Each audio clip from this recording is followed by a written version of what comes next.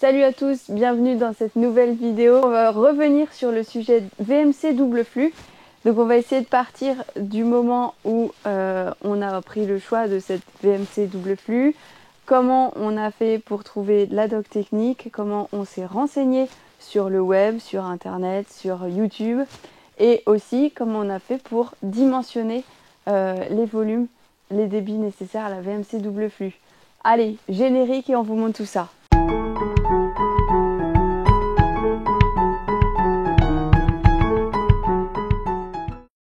Salut les bricolos!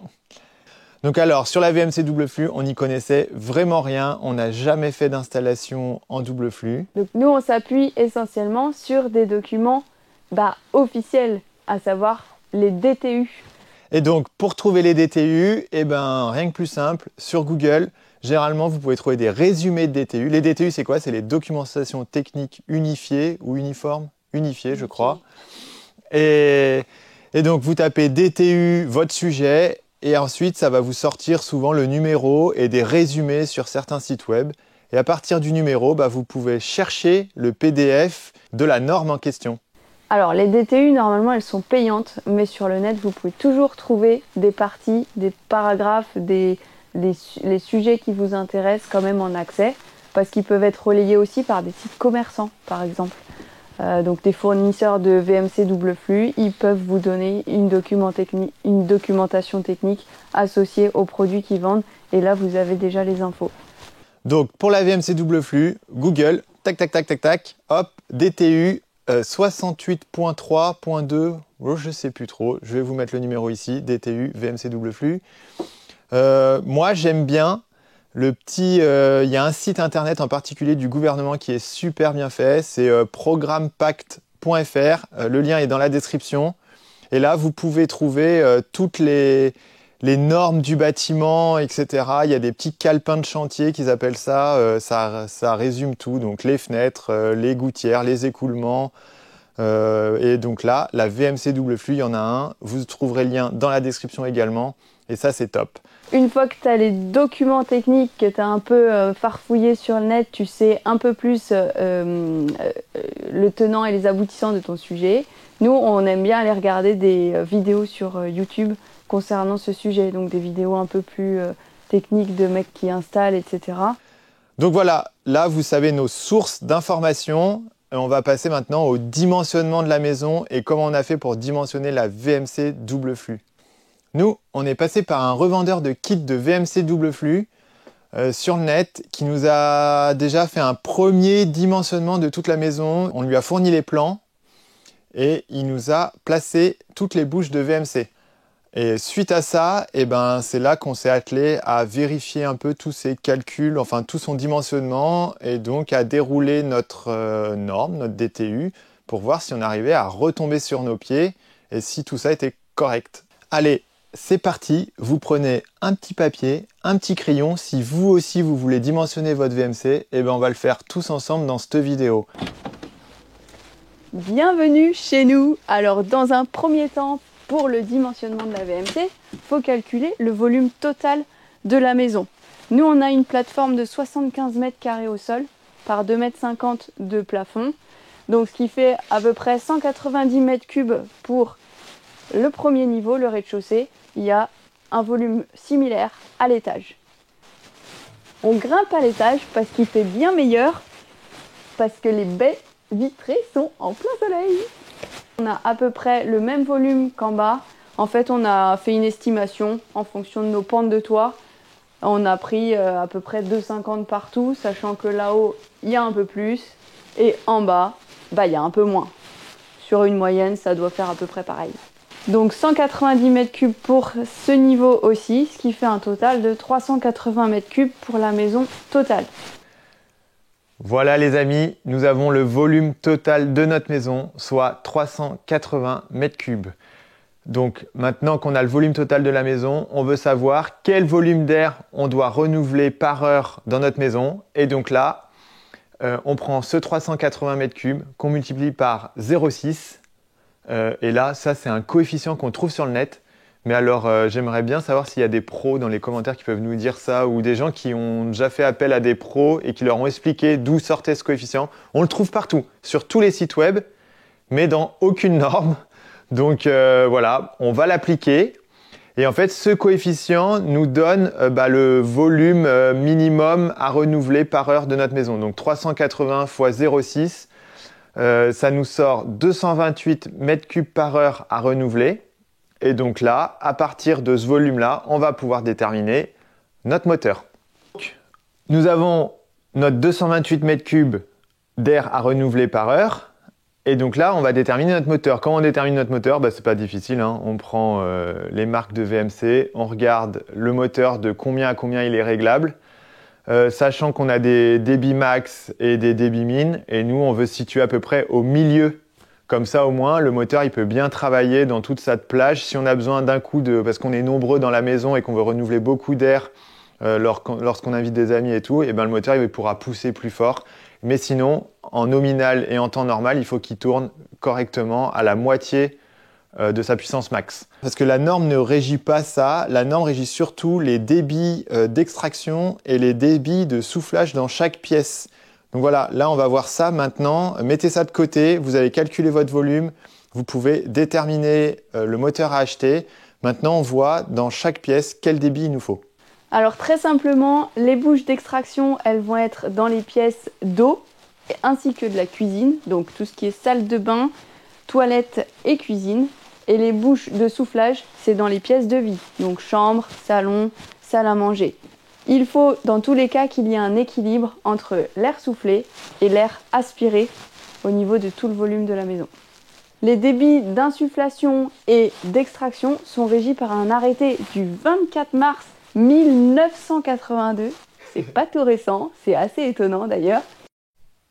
Donc dans cet arrêté, on retrouve différents tableaux et il y en a un qui nous intéresse, c'est celui des débits minimum à extraire et des débits à insuffler dans notre maison.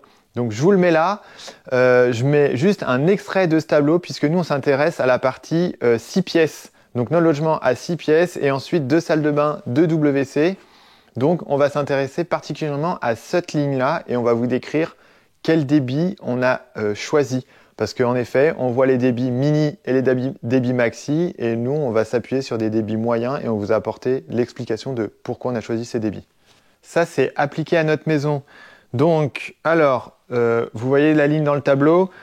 La cuisine, les débits à extraire. On a un mini et un maxi. Le mini, il est de 45 mètres cubes par heure et le maxi, il est de 135 mètres cubes par heure.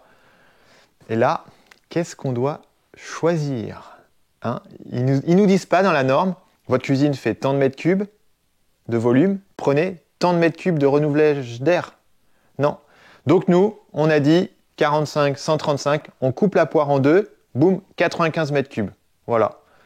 On décide ça et ensuite on va voir, on va faire le bilan de toutes les pièces et à combien on tombe de mètres cubes de renouvelé dans la maison. Donc, les salles de bain, c'est des débits de 30 mètres cubes par heure. Les toilettes, 15 mètres cubes par heure. Et le cellier, on a choisi de le mettre comme une salle de bain car on va faire sécher le linge dedans. Enfin voilà, il y a une machine à laver, il y aura un évier aussi sûrement pour laver des choses. Donc c'est une pièce d'eau à part entière, donc on met 30 mètres cubes par heure. Donc là, on a un total de, je sais plus, 215 mètres cubes par heure. Vous pouvez faire le calcul. Moi, c'est la magie du montage. Hop, tac, il est arrivé comme ça dans ma tête, le calcul. Et maintenant, on va passer au débit d'insufflation dans cette maison. Passons à l'air soufflé dans la maison, donc dans les pièces de vie et dans les chambres. Nous, on a 3 chambres. Dans chaque chambre, on a décidé de souffler un débit de 22 mètres cubes par heure, comme mentionné dans le tableau. Un petit bémol quand même pour la chambre du rez-de-chaussée qui a une pièce d'eau attenante, puisque c'est une suite parentale. On a décidé en fait d'équilibrer le débit extrait du débit soufflé. Donc ça va plutôt se rapprocher de 30 mètres cubes par heure. Ensuite, dans toutes les autres pièces de vie, on est parti sur 33 mètres cubes par heure.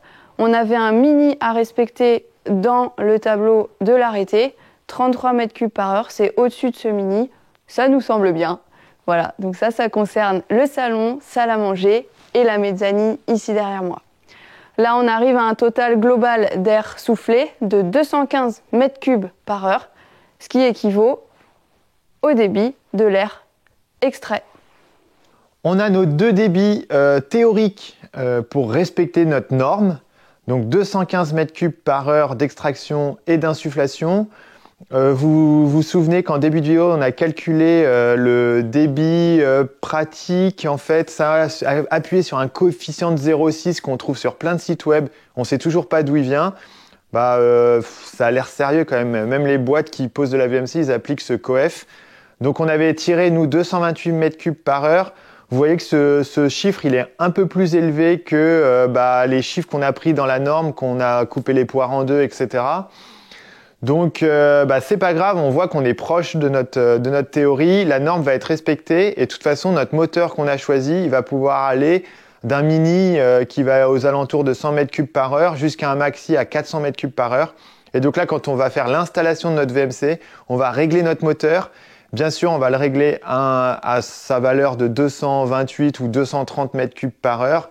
Et grâce à la répartition de nos tubes et de nos caissons que vous avez pu voir dans la précédente vidéo, on va vous mettre une petite fiche ici, on va pouvoir augmenter les débits. Et les débits vont augmenter naturellement dans les bouches jusqu'à atteindre, ça va s'équilibrer, jusqu'à atteindre ces 228, 230 mètres cubes par heure. Point important, les tuyaux. On va reprendre les tuyaux. J'en ai marre. Là, on a cherché pour faire cette vidéo des nouvelles vidéos sur YouTube si les gens installent des VMC double flux. Et ils installent ça avec des tuyaux souples, certains. Des tuyaux souples, vous vous rendez compte? C'est horrible d'installer des VMC avec des tuyaux souples. Énormément de pertes de charge. Des tuyaux pas de qualité alimentaire, qui vieillissent pas bien dans le temps. Ça se désagrège le plastique, la Hanley là, que vous achetez chez Leroy Merlin, dégueulasse. Prenez des tuyaux rigides. Vous faites les travaux vous-même. Mettez de la qualité. Vous économisez de la main-d'œuvre. Mettez le prix dans les matériaux, du coup. Hein? Qu'est-ce que t'en dis, Zou? Ah, ce coup de gueule, là, soudain. Point important sur les nuisances sonores potentielles de l'air passant dans nos tuyaux de VMC double flux. Autrement dit, le bruit. Autrement dit, le bruit généré par les flux d'air. Pour limiter le bruit dans les tuyaux, il faut se limiter à une vitesse de 4 mètres par seconde. Le problème est le suivant, Zou. Dans notre cuisine, nous avons un débit de 135 mètres cubes par heure. Ce qui est trop important parce que ça nous donne... Donc on va changer les unités pour voir si c'est OK pour nous, pour le bruit, etc. On convertit les mètres cubes par heure en mètres cubes par seconde, ce qui nous donne 0,0375 mètres cubes par seconde. Ensuite, on calcule la surface de notre tube. Évidemment, le tube, plus il est petit, pour un débit constant, il va falloir augmenter les vitesses de passage pour respecter le débit. Donc là, nous, on a des tubes de 90 mm de diamètre. Donc ça nous donne une surface donnée, donc on va vous mettre les chiffres, on va faire un résumé dans la description également, on vous met les chiffres. Bac maths, pi R2. Pi R2 pour la surface. Ok, ce qui nous donne une surface, donc le rayon étant de 45 par pi, ça nous donne 0,0063 mètres carrés. Voilà. Conclusion. Nous, pour déterminer la vitesse de passage dans nos tubes, il suffit de diviser le volume par la surface. La surface. Ce qui nous donne une vitesse de combien si on n'avait qu'un seul tube dans la cuisine? De 5,9 mètres par seconde. Ce qui est trop élevé. Aïe, aïe, aïe. Voilà la raison. C'est simple. On a des vitesses trop élevées, donc du coup, on double les tubes. Et si on double les tubes, on double la surface de tube. On divise par deux la vitesse. Exactement. CQFD. CQFD, voilà. Vous savez tout sur la VMC. Normalement, on n'a rien oublié. Les tubes souples, les débits, les vitesses, Voilà, on a tout dit. On a tout dit. Vous savez calculer le volume de votre maison, vous pouvez calculer les vitesses dans les tubes, vous pouvez dimensionner votre VMC vous-même et après l'acheter sur internet, faire des économies, avoir du bon air respirable. Et ça, c'est génial.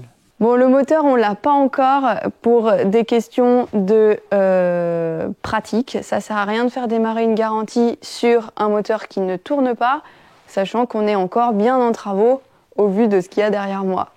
On essaiera de vous montrer le réglage lors de la mise en route du moteur au niveau des débits de chaque bouche. Voilà, on essaiera de vous montrer tout ça, mais ça, ce sera pour plus tard et je peux pas vous dire quand. On verra. Après s'être pris la tête sur tous ces chiffres, avoir réfléchi énormément, avoir coupé les poires en 2, en 4, en 6, en 8, on a quand même revérifié tout ça avec le devis qu'on avait eu de la boîte qui nous a fourni tout le matos de VMC. Et en fait, on tombe à peu près sur les mêmes valeurs et c'est très cohérent. Enfin, on est assez content de ce côté-là. On espère que cette vidéo pourra servir à certains qui souhaitent se lancer dans l'installation d'une VMC double flux. Pour la mise en pratique, il y a la petite vidéo d'installation du réseau VMC. Et puis là, on va vous souhaiter de joyeuses fêtes, passez un bon Noël et puis on se retrouve en 2024. Allez, ciao les bricolos.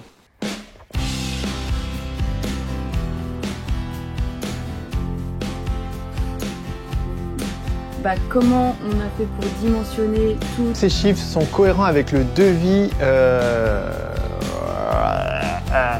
par heure.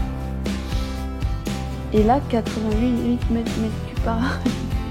Il me reste 30. Noël, passez de bonnes fêtes et puis on se retrouve après le bon foie gras, la bonne dinde et ciao les bricolos.